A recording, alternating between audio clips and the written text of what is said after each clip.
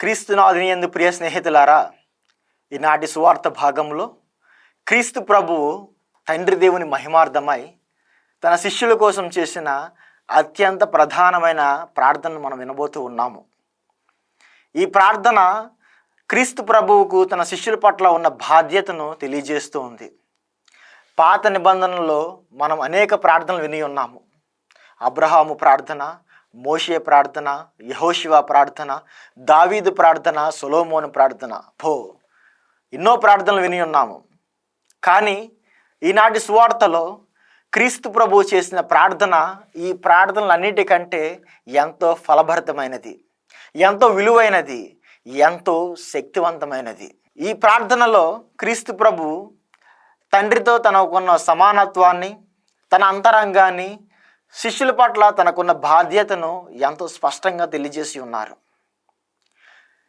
తండ్రి దేవుణ్ణి, క్రీస్తు ప్రభువుని తెలుసుకోవడమే నిత్య జీవము.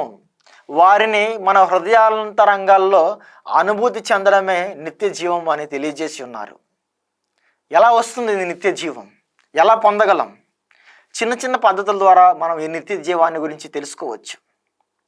అనుదినము ప్రార్థనలో గడపడం, బైబిల్ పఠించడం, ఆచరించడం, ఇతరులకు అందించడం, ఇతరులకు సహాయం చేయడం, మనకున్న సమయాన్ని ఇతరులకు అందించడం, ఇలాంటి చిన్న చిన్న విషయాల ద్వారా మనము దేవునికి సన్నిహితంగా మారవచ్చు.